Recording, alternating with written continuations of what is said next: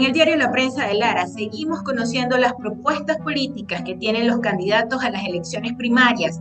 En esta oportunidad vamos a entrevistar al señor Luis Valo Farías, es médico veterinario y forma parte de un movimiento llamado La Rebelión de las Regiones. Se ha autodefinido como un genuino representante de la sociedad civil y hasta ahora se conoce que ha recibido el apoyo del partido Merideños Independientes.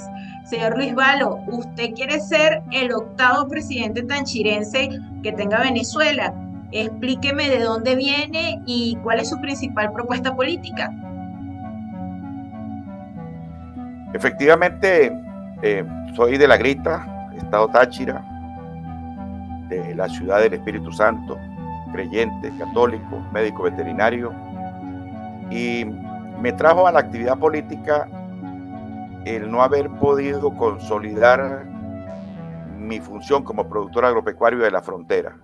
Yo soy un productor agropecuario, propietario de varias unidades de producción que luego de estar en plena actividad agropecuaria se perdieron por problemas de seguridad, falta de soberanía, falta de obras públicas, justicia y orden en la frontera. En esa búsqueda de soluciones eran como oídos sordos ante Venezuela, ante lo que estaba pasando en nuestra frontera acá a orillas del río Arauca, y eso me trajo a la política. Comencé a hacer un trabajo de investigación de muchos años con un equipo de tachirenses muy talentosos, y de allí salió una gran inquietud que la tenemos en obra escrita. El libro de mi autoría se llama Crisis Venezolana, Causas y Soluciones Estructurales. Una solución a esa causa, una vez que la logramos identificar y la conocimos. Y nuestra última obra escrita, que es el tema de mi campaña, La Rebelión de las Regiones, Somos Todos, donde recogemos las causas de la crisis y la solución que tenemos que emprender todos los venezolanos. Ese es el motivo de mi presencia como candidato presidencial independiente, apoyado por un partido también independiente merideño, para poder postular mi nombre. Y en esa gesta estamos ante los venezolanos, no presentándoles un programa de gobierno, sino un proyecto Estado, que son dos cosas totalmente diferentes, para cambiar de raíz lo que dio origen a la llegada del socialismo del siglo XXI al poder.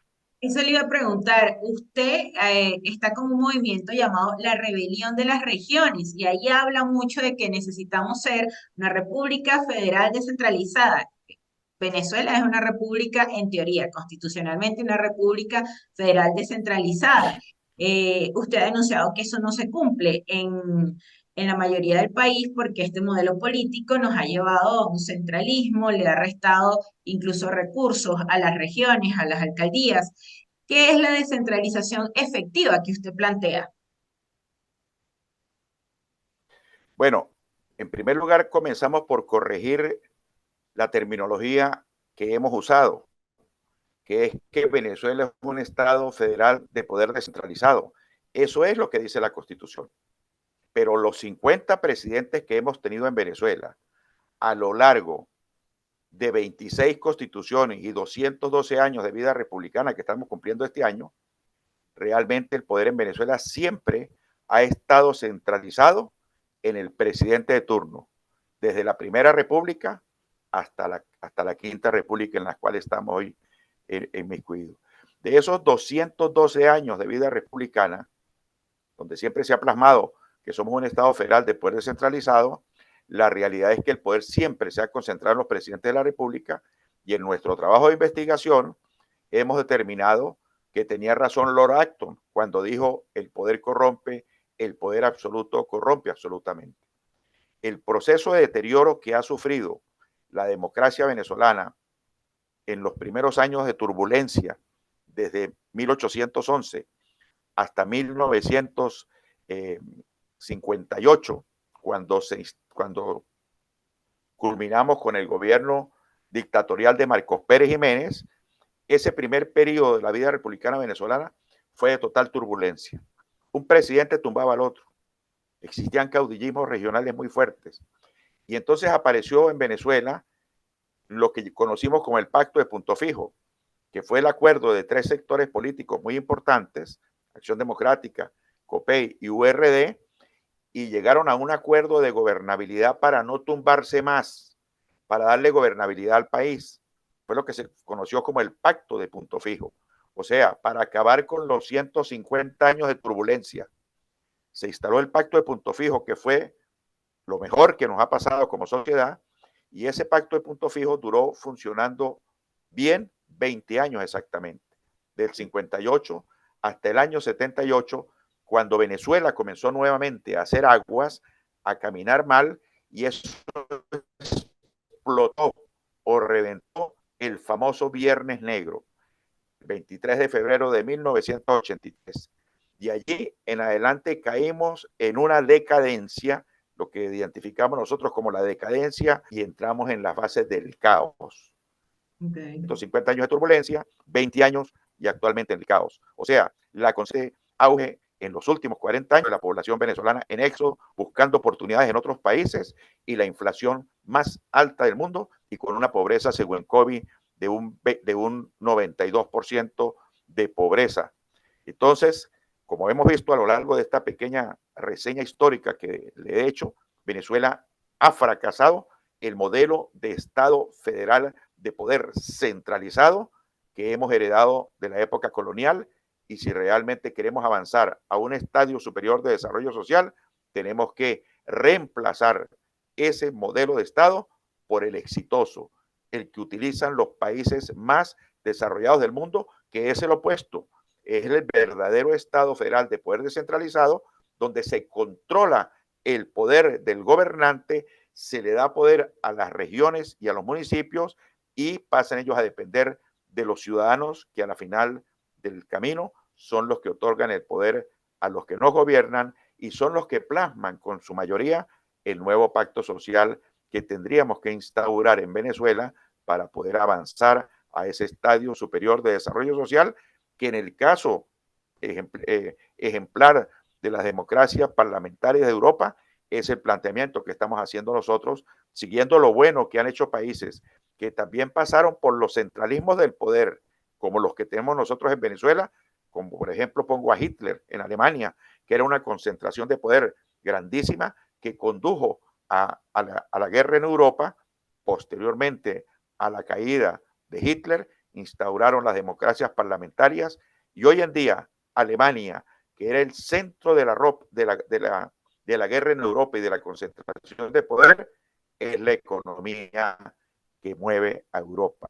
20 años después de la instauración de la democracia parlamentaria, donde los parlamentos controlan y limitan el poder de los gobernantes y lo distribuyen a las sociedades productivas, o una sociedad subsidiada como la tenemos nosotros en Venezuela.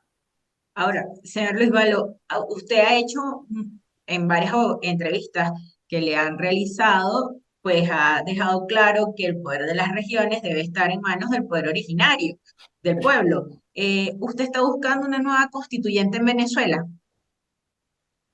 Estoy buscando producir un nuevo pacto social, pero que esta vez emerja de la base de la sociedad realmente. Las 26 constituciones que hemos tenido en Venezuela, todas se han hecho de arriba hacia abajo, del poder hacia abajo, inclusive la del Pacto de Punto Fijo, que fue un acuerdo, como lo dije anteriormente, de 3 cúpulas de poder: Acción Democrática, COPEI y URD, pero se instauró el pacto de arriba hacia abajo. Nosotros lo que estamos planteando es que empoderemos al pueblo venezolano, en primer lugar, que las constituciones son la norma que rige al país.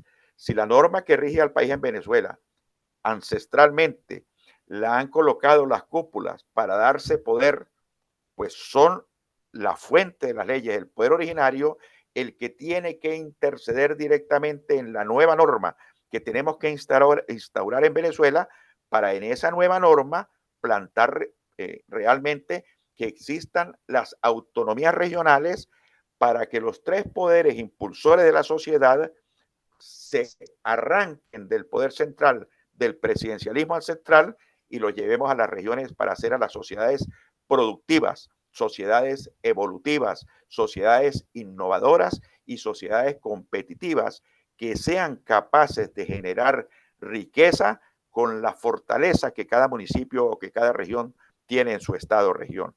Eso que actualmente está secuestrado por todos los presidentes de la República y nos acostumbramos a vivir en los últimos 120 años como una Venezuela subsidiada por la renta petrolera, tenemos que transformarlo en una sociedad productiva al permitirle a la sociedad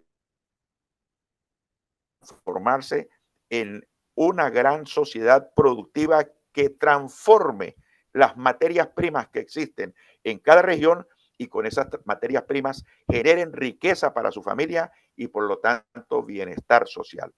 Existen tres poderes impulsores de la sociedad en cualquier parte del mundo, que son el poder político territorial, el poder económico y el poder educativo e investigativo. Esos tres poderes tienen que trabajar juntos. ¿En qué consisten? El poder político territorial para tomar las decisiones en el sitio, no en Caracas, en el sitio, de manera que estas decisiones sean vinculantes al desarrollo de cada municipio o de cada región. Por eso las autonomías regionales. En segundo lugar, el poder económico para generar riqueza en los sitios, con la transformación de esa materia prima que existen en los sitios, en los municipios y en las regiones. Y en tercer lugar, el poder educativo e investigativo para poder empoderar a la población de las fortalezas que tienen y cómo son los mecanismos de la transformación de esas materias primas para que con ese conocimiento logren explotar esa materia prima y generar riqueza.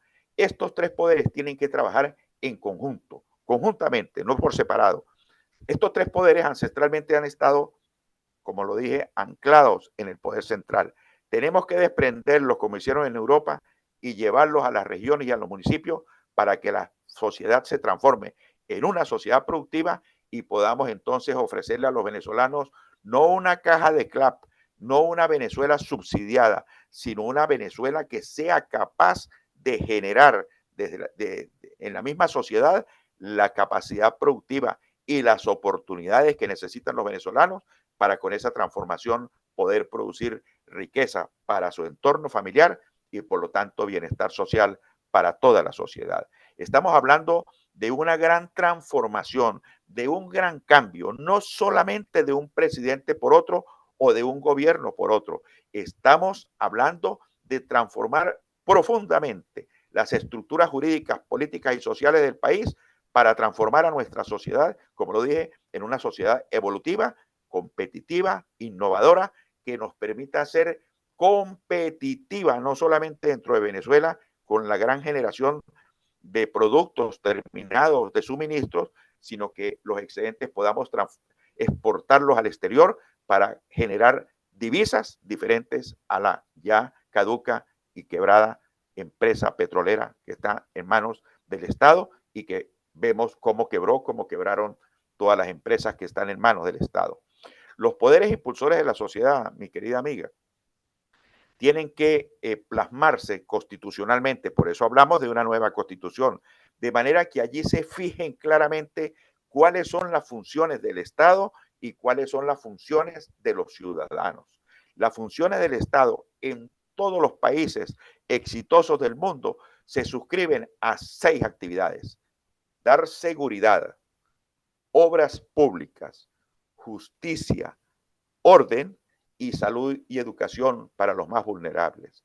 Y la sociedad como tal tiene que encargarse única y exclusivamente de producir agricultura, industria, comercio y salud y educación de manera privada. De manera pues que si lográramos plasmar esto en un nuevo pacto social que emerja de abajo hacia arriba, pues los ciudadanos se encargarían de hacer todas las actividades productivas que les corresponden y el Estado o el gobierno tendría que facilitar, dando seguridad, obras públicas, justicia y orden para que los ciudadanos puedan desarrollar las actividades productivas. Esto es lo que hacen los países más desarrollados del mundo y por eso tienen las calidades de vida más altas del planeta.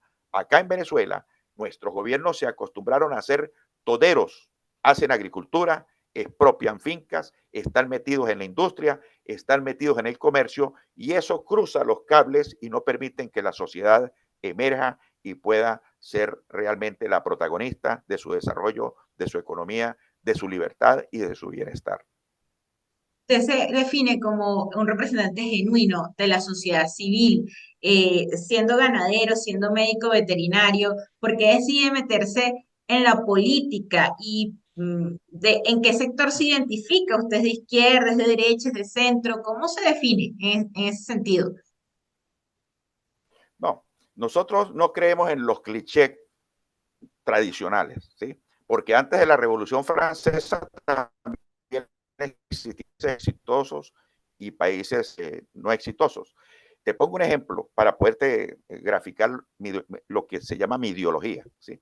Los Estados Unidos de Norteamérica se fundaron con la única constitución que han tenido basados en la Biblia, en el decálogo del gobernante.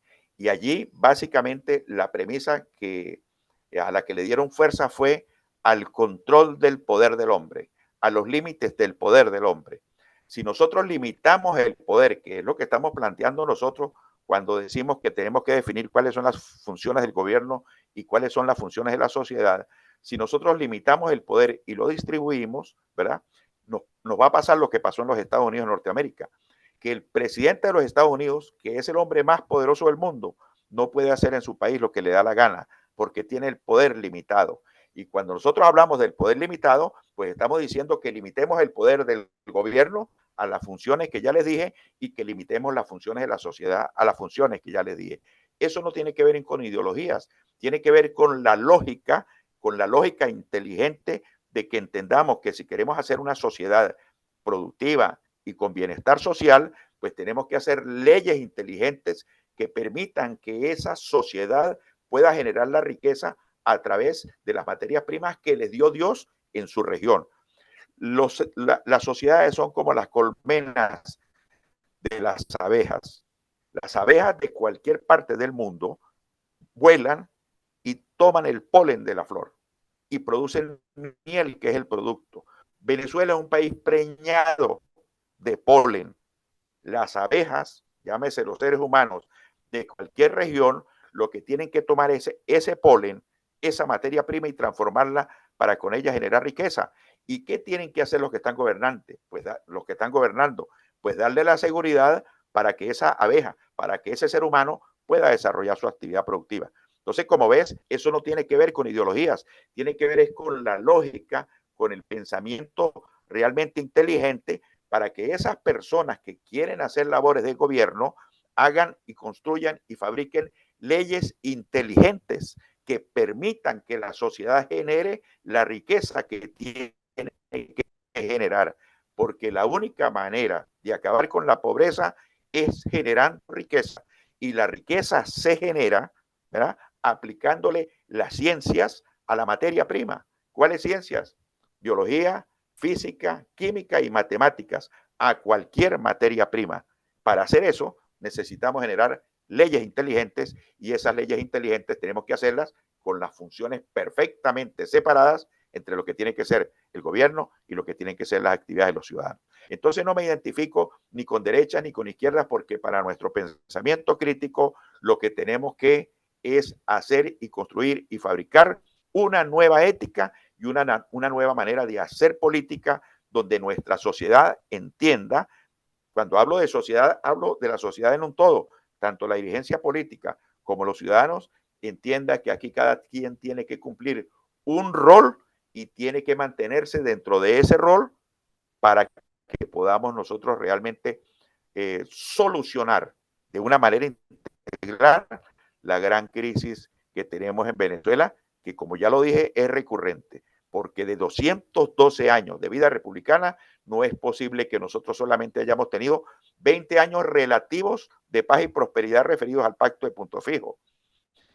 Y digo relativos, mi querida amiga, porque esos 20 años, que es lo mejor que nos ha pasado, solamente entregaron al final del camino, según el Banco Interamericano de Desarrollo, una Venezuela con un 54% de pobreza.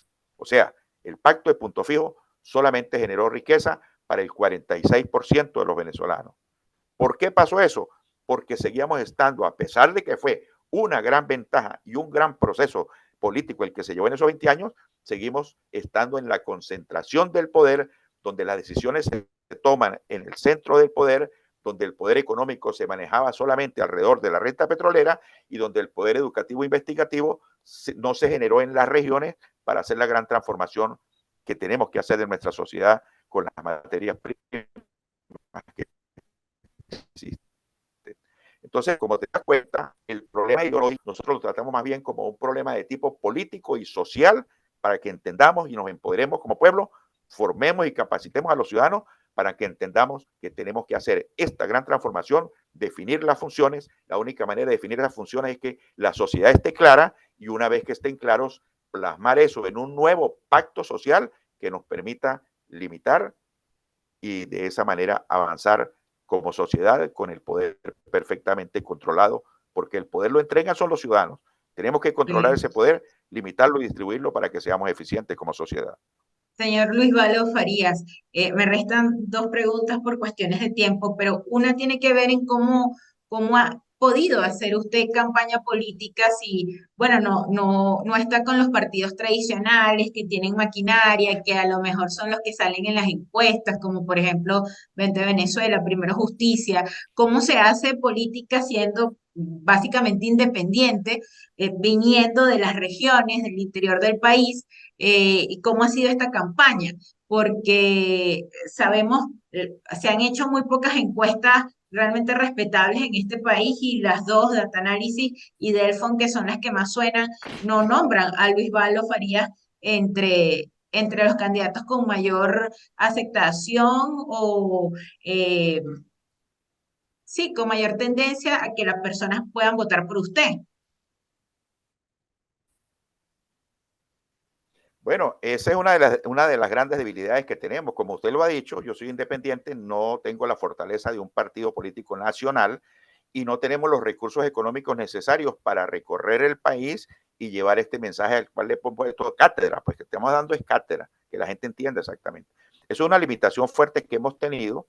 No hemos logrado conseguir un mecenas que nos apoye económicamente para poder recorrer el país y conformar las estructuras que se necesitan para este tipo de actividad. Sin embargo, estamos haciendo el esfuerzo, porque el peor esfuerzo es, lo peor es que no hagamos nada. Nosotros vemos las ofertas políticas que se están haciendo al país y ninguna habla de una gran transformación y un gran cambio como el que estamos planteando nosotros. Estamos utilizando las redes sociales, estamos utilizando, porque hemos logrado hacer cuadros en toda Venezuela y esperando que la decisión del soberano logre mirar hacia una solución integral y estructural como la que estamos planteando nosotros. Y si Dios nos tiene para esto, lograremos el objetivo.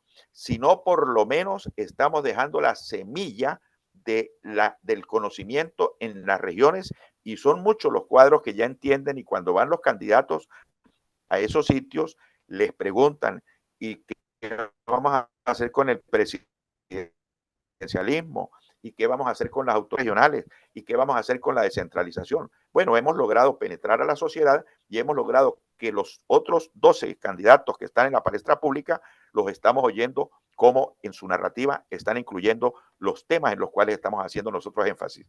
Hay que acabar con el presidencialismo, hay que acabar con la concentración de poder, hay que acabar con el exceso de poder, tenemos que limitar el poder de los gobernantes, tenemos que permitir que la sociedad se transforme en productiva.